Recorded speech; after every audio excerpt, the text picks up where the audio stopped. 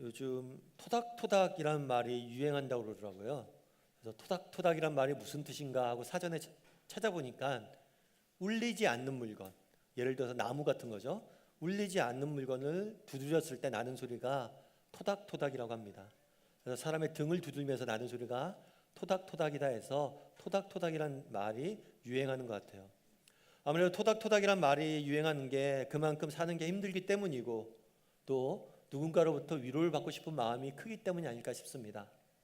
오늘은 올해의 마지막 날입니다. 한 해의 마지막 시간을 이렇게 예배드리면서 하나님께 드릴 수 있다는 게 큰 축복인 것 같아요. 근데 우리 마지막 날인데 서로를 조금 격려하고 서로를 조금 세워주는 시간이 되었으면 좋겠습니다. 우리 옆 사람에게 한번 인사해 볼까요? 수고하셨습니다. 네, 좀 가까운 사이면 토닥토닥 수고했어 이렇게 해주시면 좋을 것 같습니다. 다시 한번 인사하겠습니다. 수고하셨습니다. 수고했어. 여러분, 하나님이 우리의 인생의 길을 인도하시는 분이심을 믿습니까? 올 한 해도 여러분, 하나님께서 여러분의 인생길을 인도하셨다고 믿으세요? 예, 그러면 하나님이 우리를 인도하시는 하나님의 길이 우리의 생각과 바램과 같을까요? 다를까요? 하나님이 나를 인도하시는 길이 내 생각이나 바램이나 기대와 같을까요? 다를까요? 여러분 어떻습니까? 옆 사람에게 한번 물어볼까요? 당신은 하나님의 길이 당신의 생각이나 바램과 같을 것 같아요? 다른 것 같아요? 한번 물어보죠.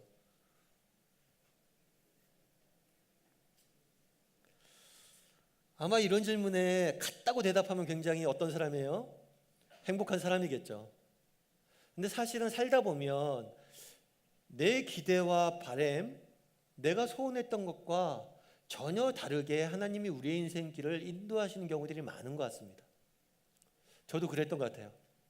20대 때 꿈꿨던 것과 전혀 다른 30대를 살았고, 30대 때 꿈꿨던 것과 전혀 다른 40대를 살았고, 또 40대에 꿈꾸던 것과 전혀 다른 50대를 살게 되지 않을까라는 생각들이 있습니다. 그렇다면 왜 하나님께서는 이렇게 우리의 인생길을 다르게 인도하실까요? 오늘 본문에 등장하는 이스라엘 백성도 그랬습니다. 17절 말씀 한번 같이 읽어볼까요? 같이 읽겠습니다. 바로가 백성을 보낸 후에 블레셋 사람의 땅의 길은 가까울지라도 하나님이 그들을 그 길로 인도하지 아니하셨으니. 오늘 본문의 배경은 이스라엘 민족이 출애굽한 상황이에요. 출애굽을 해서 애굽을 떠나서 약속의 땅인 예루살렘으로 이스라엘로 가는 여정입니다. 그런데 그 당시에는 대부분의 길이 어디서 났냐면 지중해를 끼고 해안길을 따라갔어요. 저희가 주 메인 교통로였습니다. 훨씬 더 가깝죠. 그런데 하나님께서 저 길로 인도하지 아니하시고 이스라엘 백성을 저 시나이 반도 밑으로 해서 광야로 헤매다가 이스라엘 땅으로 가게 하십니다.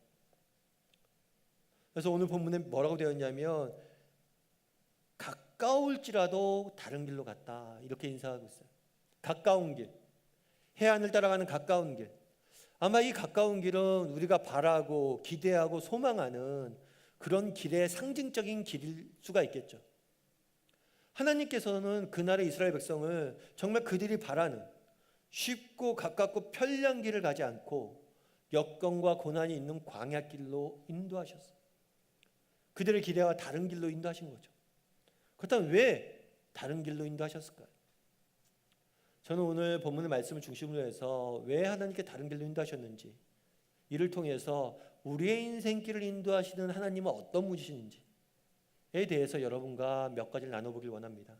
그래서 지난 한 해 우리가 걸어갔던 길도 돌아보고 또 새롭게 걸어가야 될 새해에 대해서 한번 여러분과 나눠보는 시간이 되었으면 좋겠습니다. 첫 번째로 생각해 볼 것은 뭐냐면 하나님의 지혜예요. 우리 17절 후반부 말씀을 같이 한번 읽어보았으면 좋겠습니다. 같이 읽겠습니다. 이는 하나님이 말씀하시기를 이 백성이 전쟁을 하게 되면 마음을 돌이켜 애굽으로 돌아갈까 하셨음이라. 광야길로 블레셋 해안길로 따라가지 않게 하시고 광야길로 인도하셨어요. 그 이유가 뭐냐면 혹시라도 이 백성들이 그 편한 길을 가다가 전쟁이라도 하게 되면, 블레셋 사람이나 여러 민족들과 전쟁이라도 하게 되면 돌아갈까 두려워서 광야길로 인도하셨다라고 이야기하는 겁니다. 여러분, 제가 예전에 어떤 책에서 봤는데 티베트 지방에 있는 목동에 대한 이야기예요. 그 책에 보니까 쭉 이런 얘기가 있더라고요. 티베트 지방에 있는 목동들은 여름에 이제 양이나 염소를 칠 때 여름이 되면 풀이 많이 자랍니다. 그런데 여름이 되면 풀이 많은 목초지에서 절대 양이나 염소를 먹이지 않는데, 그들을 일부러 절벽이나 풀이 없는 데 데리고 가서 풀을 먹인다고 합니다. 그래서 하도 궁금해서 물어봤어요. 아니, 왜 저렇게 풀이 많은데 저기서 풀을 많이 먹고 살찌우면 좋은데 왜 여기 와서 먹습니까? 그랬더니 그 목동이 뭐라고 얘기했냐면, 티베트 지방의 겨울은 춥고 매우 깁니다. 여름에 저렇게 편하게 목초지에서 자라면 이 친구들이 결코 겨울을 이겨낼 수 없습니다. 왜 그날에 하나님께서는 이스라엘 백성을 편한 길로 인도하지 아니하고 광야 길로 인도했을까요? 동일하죠. 이후에 여러 가지 어려움들이 있을 겁니다. 그런데 너무 편한 길로 가면 그 어려움들을 이겨낼 수 없는 것을 알기 때문에 일부러 험난한 길로, 어려운 길로 인도했다라고 성경은 이야기하고 있습니다. 최근에 제가 어떤 기사에서 한번 봤는데, 샌프란시스코에 저런 큰 자판기가 하나 있대요. 저 자판기는 뭘 하냐면 그 지역을 여행하는데 필요한 상품을 파는 곳이에요. 저 자판기에서 뭐가 나오냐면 자전거도 나오고, 카누 할 때 쓰는 배도 나오고, 보트도 나온대요, 저 자판기에서. 그래서 굉장히 희한한 자판기다라는 기사를 본 적이 있습니다. 사실 오늘날 우리는 굉장히 자판기 문화에 발달돼 있어요. 그래서 내가 원하는 것을 누르고 돈을 지불하고 누르면 나오는 것, 그것에 익숙해져 있습니다. 그래서 관계도 그렇게 해석하는 경우들이 많아요. 사실 우리도 자녀들과 얘기하다 보면 가끔 그럴 때가 있지 않습니까? 아, 얘가 나를 무슨 아빠를 자판기로 하나, 필요한 것만 얘기하면 그냥 도와주는, 왜 필요한지 물으면 왜 하려고 그래, 그런 눈으로 쳐다보고, 혹여라도 안 들어주면 아빠가 왜 저래, 이런 눈으로 쳐다보고. 하지만 우리 부모로서 그런 거잖아요. 부모로서 자녀의 필요를 알고 그걸 채워주길 원합니다. 그런데 때로는 묻고 싶죠. 왜 그게 필요한지. 그리고 내 생각엔 그거보다 이게 더 필요한데 이걸 주면 안 되는지. 사실 하나님과의 관계도 우리가 많이 그런 식으로 생각할 수 있습니다. 자판기처럼 우리가 원하면, 기도하면 그저 주시는 분으로. 하지만 성경은 자판기가 아니라 하나님의 목자에 비유하세요. 우리에 대해서 누구보다 잘 아시고 앞날에 뭘 기다리는지 아시는 분이 하나님이시잖아요. 그래서 목자 되신 하나님께서 때로는 편하고 순탄한 길이 아니라, 우리가 기대하고 꿈꾸는 길이 아니라 다른 길로 인도하신다는 거예요. 왜 그런 길로 인도하십니까? 우리에게 더 좋은 것을 주시기 위해서, 우리에게 더 귀한 것을 주시기 위해서 하나님은 우리에게 그런 길로 인도하신다는 거예요. 그래서 우리는 인생길을 걸어갈 때마다 우리가 가져야 될 것들이 있습니다. 때로 하나님께서 우리가 원했던 길로, 내가 꿈꿨던 길로 인도하시면 그건 정말 감사할 일이에요. 그런데 때로는 내가 생각하고 꿈꾸지 않은 길로 인도하신다. 그러면 그땐 선택해야 됩니다. 정말 그럴 때라도, 정말 나보다 나를 더 잘하시는 하나님께서, 내 일에 대해서 나보다 더 잘하시는 하나님께서 나를 위해서 더 귀한 것을 주시기 위해서 잠시 다른 길로, 어려운 길로 인도하시는구나 라는 믿음을 가질 필요가 있습니다. 최근에 제가 어떤 기사를 하나 봤는데, 주병진이라는 분에 대한 기사예요. 이분이 개그맨이세요. 개그맨. 그런데 나중에는 사업도 하셔서 지금은 자산이 수백억이 넘는다고 합니다. 근데 이분이 굉장히 큰 호화 저택처럼 생긴 집을 있어서 그게 이제 공개가 됐어요. 공개가 되고 개그맨 후배들이 찾아갔습니다. 그런데 재밌는 것은 이 주병진 씨가 그런 얘기를 하는 거예요. 자기는 어렸을 때 굉장히 가난했대요. 그래서 어렸을 때 꿈이 뭐냐면 좋은 집을 갖는 게 꿈이었대요. 그러니까 후배들이 뭐라고 그래요? 좋은 집을 갖는 꿈이었는데 이루셨네요. 그런데 자기가 이룬 줄 알았대요. 정말 좋은 집을 갖고 인테리어를 하고 그럼 정말 내 꿈이 이루어진 줄 알았대요. 그런데 뭐라고 얘기하냐면 껍데기래요. 야, 이거 다 껍데기야. 그런데 완성되지 않은 거야. 진짜 좋은 집은 사랑하는 사람이 있는 곳이 좋은 집이에요. 주병식 씨는 혼자예요. 나 혼자 이 넓고 큰 집을 가져도 이 큰 집을 가지면 행복할 줄 알고 이게 내 인생의 꿈이었는데 가져보니까 이건 껍데기고 이건 아무것도 아니란 거예요. 진짜 소중한 것은 누구와 함께 있냐는 거예요. 그래야지만 그게 집이 되고 가정이 되는 거예요. 나는 좋은 집을 못 가졌다는 거예요. 그러면서 그런 얘기를 해요. 후배들한테. 내가 전 재산을 다 주고도 바꾸고 싶은 게 있다면 내가 너희 때로 돌아가는 거예요. 그럼 나는 이 삶을 살진 않았을 거예요. 그럼 진짜 소중한 게 뭔지에 대해서 이야기하더라고요. 참 공감이 많이 됐어요. 우리 하나님께서 왜 때로는 다른 길로 인도하실까? 정말 소중한 것을 우리에게 주시기 위해서 그러하시는 걸 믿길 바랍니다. 그리고 또 한 가지 기억할 것이 있어요. 중요한 건 내가 어떤 길을 가느냐가 중요한 게 아니에요. 누구와 가느냐가 중요한 거예요. 정말 우리가 하나님과 같이 갈 수만 있다면 어떤 길을 가든지 그 길은 우리에게 정말 귀한 길이고 소중한 길이 될 거예요. 저는 우리가 이 땅을 살면서 배워야 될 것은 무엇이냐? 목자 되신 하나님을 신뢰하고 그분의 발걸음과 함께 동행하는 뜻들을 배워야 돼요. 그러면 그분이 나보다 나를 잘 아시는 그분이 나보다 내 일을 더 잘 아시는 그분이 우리를 더 귀한 길로 인도하실 거예요. 그런 믿음을 가지고 또 그분을 신뢰함으로 한 걸음 한 걸음 걸어가는 우리 다음의 식구들이 되었으면 좋겠습니다. 지난 한 해 여러분의 인생길이 연초에 세웠던 계획과 동일한 길을 걸었습니까? 하나님께 감사합시다. 혹시 지난 한 해 우리가 걸어왔던 길들이 내가 생각했던 기대와 바람과는 달랐습니까? 그 안에 분명히 하나님께서 숨겨두신 보화가 있을 겁니다. 그리고 언젠가 우리는 발견하게 될 겁니다. 그런 믿음을 가지고 끝까지 하나님과 동행하는 저와 여러분이 되기를 주님의 이름으로 소원합니다. 두 번째로 살펴보길 원하는 것은 오늘 본문에 살펴보길 원하는 것은 하나님의 보호하심이에요. 하나님의 보호하심. 21절과 22절 말씀을 같이 한번 읽어볼까요? 같이 한번 읽겠습니다. 여호와께서 그들 앞에서 가시며 낮에는 구름 기둥으로 그들의 길을 인도하시고 밤에는 불 기둥으로 그들에게 비추사 낮이나 밤이나 진행하게 하시니. 출애굽한 이스라엘 백성들을 하나님께서 인도하십니다. 그런데 인도하실 때 굉장히 특이한 방법으로 인도하세요. 예를 들면 이전까지는 어떻게 했냐면 야 모세야 네가 애굽 왕에 가서 전해라. 이런 말을 전해라. 모세가 가서 전합니다. 야 모세야 이스라엘 백성들에게 이런 얘기를 해. 그럼 모세가 합니다. 그러면 하나님께서 이번에도 동일하게 모세야 내일은 어디까지 가. 그럼 모세가 하나님께서 어디까지 가라고 했습니다 하고 가면 돼요. 그런데 이제는 그렇게 인도하지 않으세요. 어떻게 인도하냐면 특이하게 낮에는 구름 기둥이 있습니다.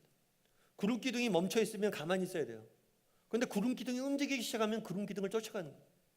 그런데 밤에는 이게 불 기둥으로 변합니다. 그래서 불 기둥이 움직이면 쫓아가고 멈추는 거예요. 왜 모세에게 말씀해서 이때까지 인도에 오셨는데 왜 이 순간에는 구름 기둥과 불 기둥으로 이들을 인도하시냐는 거예요. 구름 기둥과 불 기둥으로 인도하신 이유가 있다는 거죠. 그럼 왜 불 기둥과 구름 기둥을 인도하셨을까요? 이 구름 기둥과 불 기둥은 인도와 보호의 상징입니다. 보호의 상징. 그 당시 이스라엘 민족들이 가야 될 광야길은 굉장히 사막길과 비슷했어요. 근데 사막의 가장 특징은 뭐냐면 낮엔 덥고 밤엔 추워요. 그런데 구름 기둥이 낮에는 큰 구름 기둥뿐만 아니라 구름을 형성합니다. 그래서 큰 그늘을 형성해요. 그래서 낮에 더위로부터 지켜줍니다. 불 기둥은 저 불로 인해서 보일 뿐만 아니라 따스함을 주기 때문에 밤의 추위로부터 지켜줘요. 이 구름 기둥과 불 기둥을 통해서 인도하시면서 주고자 했던 메시지는 무엇입니까? 광야길을 걸어갈 때 내가 너희를 지키고 보호하실 것이라는 상징으로서 준 거예요. 어느 심리학자는 그래서 이런 이야기를 합니다. 하나님의 팔은 두 개가 있다. 두 팔이 있는데 한쪽 팔은 우리가 어디로 갈지를 가리킨다. 그리고 나머지 한쪽 팔은 우리를 붙잡고 우리를 일으켜 세워주고 있다. 하나님께서는 우리에게 바른 길, 더 나은 길, 더 귀한 길로 우리를 인도하십니다. 그런데 그 길을 인도할 때 이 길로 가 하고 명령하고 손 놓고 있는 분이 아니세요. 매 순간순간 지키고 보호하시고 이끄시는 분이란 걸 보여주고 있는 거예요. 때로 우리 하나님께서 우리 인생에 역경을 주실 때가 있습니다. 어려움을 주실 때가 있어요. 그때라도 하나님께서 우리를 지키고 보호하실 것이라는 것을 구름 기둥과 불 기둥으로 약속으로 주신 겁니다. 여러분, 하나님께서 역경과 고난 속에 우리를 지키고 인도하실 분이심을 믿습니까? 내가 전혀 예상하지 못했고 내가 준비하지 않았고 내가 원하지는 않는 길을 간다 할지라도 하나님이 우리를 지키고 보호하실 분이심을 믿습니까? 뭐 강요할 수는 없는 거니까요. 그런데 왜 이 믿음이 중요하냐? 최근에 제가 기사 하나를 봤어요. 기사 하나를 봤는데 어떤 기사였냐면 펜실베니아 대학교에서 발표한 거예요. 연구에서. 주차장이죠. 여러분, 주차장에 있을 때 이렇게 주차라는 게 어떤 운전에 익숙하신 분들은 좋겠죠. 뭐 편하게 잘 하시겠죠. 그런데 한번 주차 시간을 조사를 해봤어요. 주차 시간을 조사해봤는데 어떤 특정 주차장에 주차 시간을 조사해봤는데 한 사람이 보통 주차하는데 26초가 걸린다고 합니다. 그런데 재밌는 건 뭐냐면 그냥 주차를 하는데 26초가 걸려요. 뒤에 차가 하나 기다리고 있잖아요. 그럼 평균 31초 걸립니다. 근데 뒤에 차가 기다릴 뿐만 아니라 이 차가 경적을 한번 울리잖아요. 그럼 평균 43초가 걸려요. 뒤에 차가 없고 경적 소리가 안 나면 26초 걸리던 게 뒤에 경적 소리가 있고 차가 있으면 43초 걸려요. 왜 그럴까요? 내가 익숙하게 너무 잘하는 것도 염려하거나 두려움이 하거나 마음이 흔들리면 뭐 하는 거예요? 2배가 걸리는 거예요. 여러분, 우리 루즈벨트 말처럼 우리를 무너뜨리는 것은 어떤 우리 진짜 실체가 아닙니다. 우리 안에 있는 두려움, 염려, 걱정이 우리를 무너뜨리는 거예요. 우리의 발걸음을 무겁게 하고 우리를 못 가게 하고 우리를 더디 가게 하고 우리 스스로 넘어지게 하는 거예요. 왜 성경에서 염려하지 말라, 두려워하지 말라 계속 이야기합니까? 그것이 들어오는 순간 무너지기 때문이에요. 왜 확신이 중요합니까? 하나님께서 나를 지키시고 보호하실 것이라는 확신을 갖는 게 왜 중요합니까? 그 확신이 흔들리는 순간 우리의 발걸음은 2배가 늦어지고 우리의 삶은 2배나 기쁨이 사라지는 거예요. 그럼 목사님, 하나님이 우리를 지키고 보호하실 것을 어떻게 확신할 수 있어요? 올 1년 지나 보니까 별로 하나님께서 날 지킨 것 같지도 않고 고생만 한 것 같은데, 올 1년 지나 보니까 문제만 계속 생기고 어려움만 계속 닥치는데 정말 하나님 우리 지키세요? 그럴 수 있죠. 그런 마음이 들 수 있습니다. 이거에 대해서 성경은 뭐라고 이야기할까요? 바울이라는 사람은 로마서에서 이 문제에 대해서 이렇게 씁니다. 우리 한번 같이 읽어볼까요? 같이 읽겠습니다. 자기 아들을 아끼지 아니하시고 우리 모든 사람을 위하여 내주시니가 어찌 그 아들과 함께 모든 것을 우리에게 주시지 아니하겠느냐. 로마서는 바울이라는 사람이 썼어요. 바울이라는 사람은 매맞기를 몇 번을 했다라고 이야기합니다. 바울이라는 사람은 감옥에 갇히길 몇 번 했다고 이야기합니다. 바울이라는 사람은 내가 죽다 살아난 걸 몇 번 했다라고 이야기합니다. 그가 평탄한 길을 걸었던 사람이 아니에요. 그럼에도 불구하고 그는 하나님이 우리를 지키고 보호하시는 분이시다 이야기합니다. 그 근거가 뭐냐? 그 근거는 하나님께서 무엇을 주셨기 때문이에요? 자기 아들을 우리를 위해서 주셨다는 거예요. 저는 어렸을 때 그런 얘기를 부모님한테 좀 들었어요. 부모님들이랑 이런 얘기할 때 어머니 그런 얘기 하더라고요. 야, 내가 널 어떻게 낳았는데 그때 어렸을 때는 그 말이 뭔지 몰랐어요. 그런데 커서 부모가 되니까 알겠어요. 특별히 저희 가정은 첫애를 낳기 전에 2번이나 유산을 냈어요. 정말 기도 많이 하고 아이를 낳았습니다. 그런 특별한 어려움이 없어도 우리가 아이를 낳을 때 우리가 느끼게 되는 감정이 있어. 왜 내 자식이 귀합니까? 내가 낳았기 때문에. 내가 낳았기 때문에. 야, 내가 널 낳았는데 너를 먹이고 돌보고 너를 지키지 않겠니? 이게 부모의 마음. 마찬가지죠. 하나님이 우리를 어떻게 구원했습니까? 하나님이 우리를 어떻게 백성 삼았습니까? 내 하나밖에 없는 아들을 주면서까지 너를 구원했는데 널 그냥 두겠냐? 내가 정말 십자가에 못 박혀 죽기까지 널 사랑했는데 내가 그까지 널 그냥 버려두겠냐? 바울은 거기서 깨달았어요. 자기 아들을 아끼지 않냐고 내어주시니가 어찌 우리를 돌보지 않겠냐는 거예요. 여러분, 정말 하나님의 보호하심이 의심스럽습니까? 그러면 그리스도의 십자가를 한번 돌아가 보십시오. 하나님께서 날 위해서 무엇을 하셨는지, 그분이 날 구하기 위해서 모든 것을 버리셨는데 날 안 돌보시겠습니까?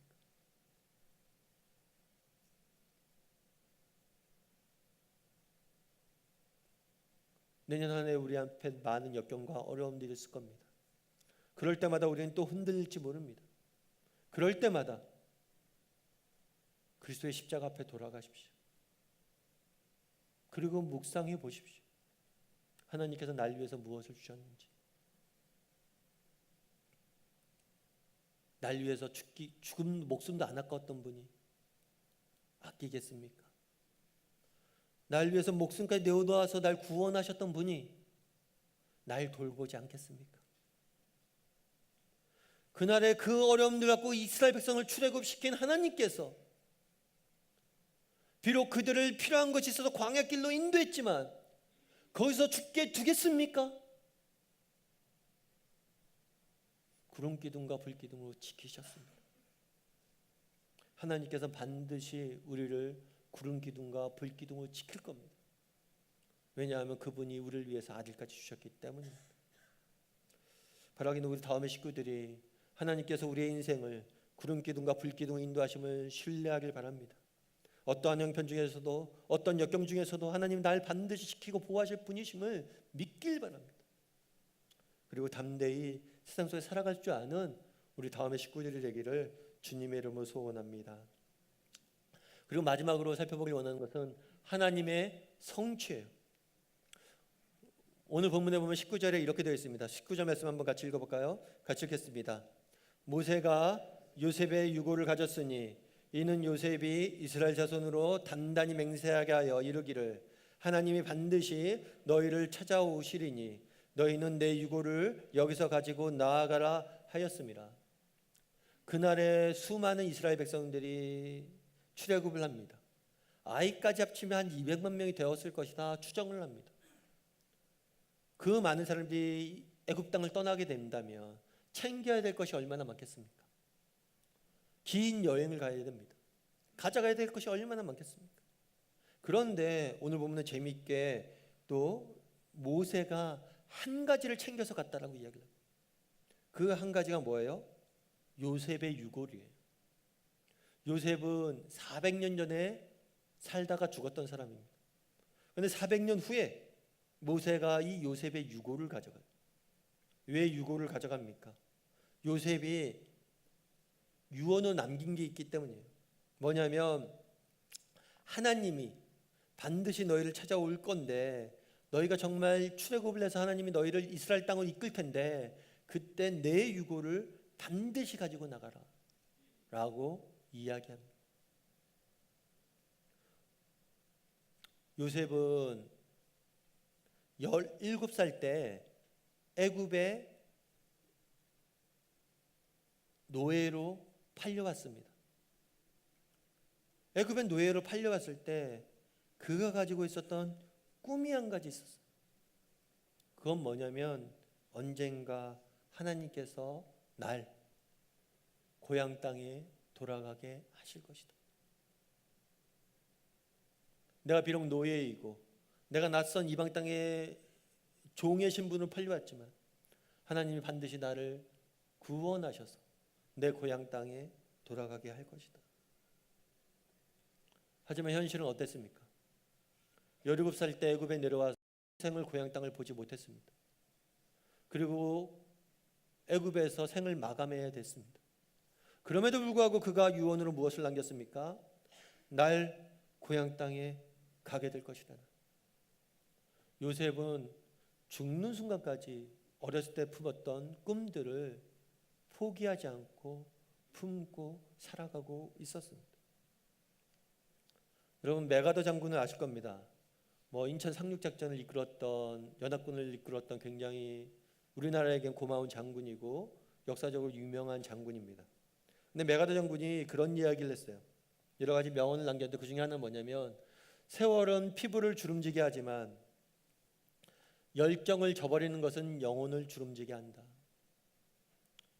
우리가 세월이 지나면 육신이 늙습니다. 하지만 정말 우리를 늙고 우리의 영혼을 죽이는 것은 세월이 아니란 거예요. 우리를 저버리는 것은 우리의 삶 속에서 꿈과 열정이 사라졌을 때 우리는 늙게 되고 주름지게 된다고 이야기하는 겁니다. 그만큼 꿈과 열정이 중요하다는 거죠. 여러분들은 어떻습니까? 그날에 요셉은 마지막 순간까지, 죽는 날까지 꿈을 버리지 않았습니다. 여러분, 우리는 어떻습니까? 여러분, 꿈이 있습니까? 여러분 삶 속에 꿈이 있고 열정이 있습니까? 우리의 삶 가운데 왜 삶의 의지와 삶의 기쁨과 삶의 의욕들이 사라지고 있습니까? 혹시라도 우리의 삶 가운데 꿈이 사라졌기 때문은 아닙니까? 이 꿈, 이거는 믿는 사람의 특징이라고 저는 믿습니다. 그런데 우리 믿는 사람에게 있어서 꿈에 또 다른 특징이 있어요. 그건 뭐냐면, 우리 믿는 사람의 꿈은 단순한 바람, 기대가 아니란 거예요. 우리 믿는 사람들의 꿈은 출발점이 하나님이에요. 요셉은 17살 때 애굽의 종으로 팔려왔습니다. 하지만 그는 꿈이 있었어요. 어떤 꿈이 있었습니까? 내가 그냥 이곳에 온 게 아니다. 내가 형들이 나를 미워해서, 나를 핍박해서 이곳에 온 게 아니다. 하나님이 특별히 이곳에 날 보내셨을 것이다. 그리고 이곳에서 이루시고자 하는 것이 있을 것이고, 그것을 이룬 다음엔 날 반드시 고향에 돌아가게 할 것이다. 요셉의 꿈의 원천은 하나님이에요. 오늘 본문에 보면 뭐라고 이야기합니까? 하나님이 반드시 너희를 찾아오실 것이니, 하나님이 내게 꿈을 주셨고 그 꿈을 하나님께 반드시 이루실 것이다. 그런 믿음이 있어도, 우리의 꿈의 원천은 무엇입니까? 하나님. 성경은 무엇이라고 말합니까? 단 한 사람도 예외 없이 각 사람이, 각 성도가 단 한 명도 예외 없이 그냥 이 땅에 보내신 사람은 없다라고 이야기합니다. 하나님이 한 사람 한 사람 특별한 계획과 목적을 가지고 이곳에 보냈다라고 이야기를 합니다. 한 사람 한 사람, 각 사람을 지금 이 시대에, 지금 이 시간에, 지금 이 순간에 이곳에 있게 한 건 하나님의 특별한 목적이 있다라고 성경은 증언합니다. 요셉은 그걸 믿었어요. 17살 노예가, 이방 땅에 팔려가 있는 노예가 할 수 있는 게 무엇이 있습니까? 하루 불칠하기도 힘들고 내일 당장 죽네 사네 하는 형편이었습니다. 그런데 그는 잊지 않은 게 있어요. 오늘 이 자리에, 이곳에 내가 서 있는 건 이유가 있다. 목적이 있다. 그게 그의 꿈이었어요. 하나님이 반드시 나타날 것이다. 반드시 찾아오실 것이다. 그 꿈을 가지고 평생을 살았던 거예요. 바라기는 우리 다음의 식구들이 이런 꿈들이 있었으면 좋겠습니다. 여러분이 서 있는 그 자리, 이 시대에, 이곳, 이 순간에 있는 이유가 있습니다. 어렸을 때 요셉이 꿈이 하나 있어요. 그 꿈이 뭐냐면, 실제로 꿈을 꿨어요. 창세기 37장 6절부터 7절인데요. 한번 같이 읽어보도록 하죠. 같이 한번 읽겠습니다. 요셉이 그들에게 이르되 청하건대 내 꾼 꿈을 들으시오. 우리가 밭에서 곡식단을 묶더니 내 단은 일어서고 당신의 단들은 내 단을 둘러서서 절하더이다. 얘기를 한 거죠. 요셉이 꿈을 꿨어요. 근데 이상한 꿈을 꿨어요. 뭐냐면 형제들이 단을 묶어요. 곡식 단을 이렇게 묶는데 요셉이 묶은 단은 가운데 튼튼하게 서 있어요. 근데 나머지 형제들이 묶은 단은 뭐예요? 그 앞에 절하고 있는 거예요. 꿈을 꾸면 되지. 또 그걸 형들한테 자랑할 이유는 없죠. 듣는 형들이 기분 좋겠어요? 나쁘겠어요? 나빠요. 그리고 실제로 시기하고 질투합니다. 그리고 요셉을 팔아버려요. 그럼 요셉이 꿨던 저 꿈은 이루어졌을까요? 안 이루어졌을까요? 어떤 사람은 이루어졌다라고 이야기합니다. 왜냐하면 나중에 요셉이 애굽에 내려갑니다. 그런데 감옥에도 갇혀요. 처음엔 종으로 갔다가 나중에는 감옥에 갇힙니다. 그런데 우여곡절 끝에 애굽의 총리까지 돼요. 그때 총리가 됐을 때 요셉의 형들이 이스라엘 땅에 기근이 드는 바람에, 가뭄이 드는 바람에 애굽에 내려옵니다. 내려왔을 때 총리인 요셉을 보는 거죠. 그래서 총리인 요셉에게 무릎을 꿇습니다. 그래서 저 꿈은 이루어졌다라고 이야기합니다. 그런데 저는 그렇게 보진 않아요. 저 꿈은 이루어졌을까요? 안 이루어졌을까요? 이루어졌죠. 그런데 이루어졌는데 전혀 요셉과 요셉 형들이 생각했던 것과는 전혀 다른 방식으로 이루어졌어요. 요셉과 요셉의 형들은 요셉에게 우리가 절하고 우리가 요셉을 섬기게 되는구나라고 꿈꿨어요. 하지만 결과는 그게 아니었습니다. 결과는 요셉이 형들을 섬겼습니다. 죽을 뻔한 형들을 요셉이 살립니다. 형들을 살리기 위해서 요셉이 어떻게 했습니까? 감옥에도 가고 종으로도 팔렸어요. 결국에 그날에 애굽의 총리가 된 요셉은 형들을 살리고 형들을 섬겼어요. 어렸을 때 꿈들이 정말 전혀 그들과 생각과 인간의 생각과 지혜와는 전혀 다르게 하나님께서 요셉의 평생을 통해서 이루는 것들을 우리는 보게 됩니다. 최근에 제가 기사 하나를 봤는데 그런 어떤 네덜란드에 계신 선교사님에 대한 기사였어요. 이분은 원래 어디냐면 요르단 아시죠? 요르단에 선교사로 가게 됐어요. 최근에 트럼프 대통령이 예루살렘 발언을 해서 굉장히 많은 국제적인 그런 마찰들이 있었는데 요르단 지역은 무슬림들이 굉장히 강경파들이 지배하고 있는 지역이에요. 저곳에서 선교를 한다는 건 쉬운 문제는 아닙니다. 그럼에도 불구하고 젊은 날 하나님 나라를 위해서 꿈을 품었어요. 저곳에 가서 선교를 해야겠다. 언어를 배우고 준비를 해서 저곳에 갔어요. 열심히 선교했습니다.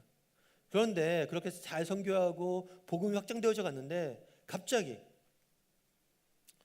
국제 정세가 변하면서 그 요르단에 있는 선교사들을 다 추방시켰어요. 그때 하나님 앞에 기도했습니다. 하나님, 제가 제 욕심을 구해서 그런 것도 아니고 정말 이 불모의 땅을 변화시키기 위해서 기도하고 작심하고 이렇게 애써왔는데 이제 열매를 거둬야 되는데 저희를 추방하면 어떡합니까? 안 됩니다. 하나님 앞에 매달리고 기도했어요. 그런데 기도가 응답됐을까요? 안 됐을까요?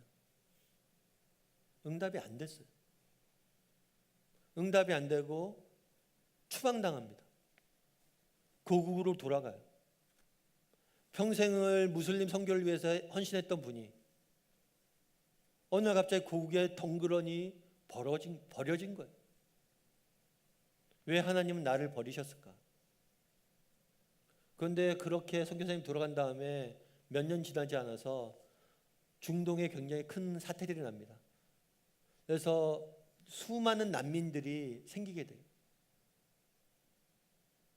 그래서 이 난민들이 유럽으로 들어가게 됩니다. 그런데 이 수많은 무슬림 난민들이 유럽으로 왔는데 그들을 케어해 줄 사람이 없어요. 그래서 그 네덜란드 선교사님이 그들을 돌보게 됩니다.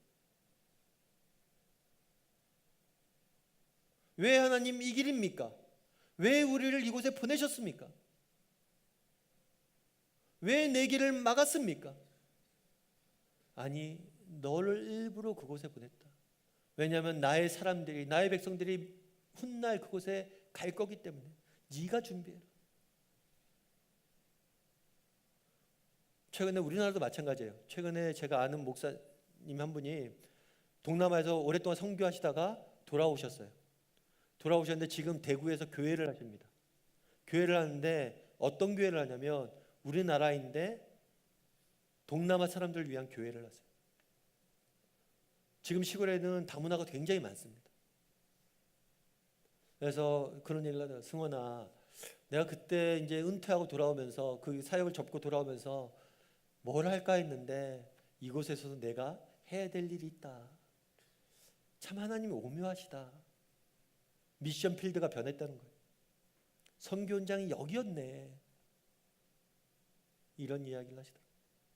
정말 동남아 선교 가서 많이 힘들고 많이 어렵고, 내가 여기까지 왔는데 왜 이렇게 사역이 안 될까? 왜 실패할까? 그렇게 하고 패배감에 여기 왔었는데, 돌아왔는데 알고 보니까 거기서 준비시켜서 여기서 해야 될 일들을 만드셨다는 거예요.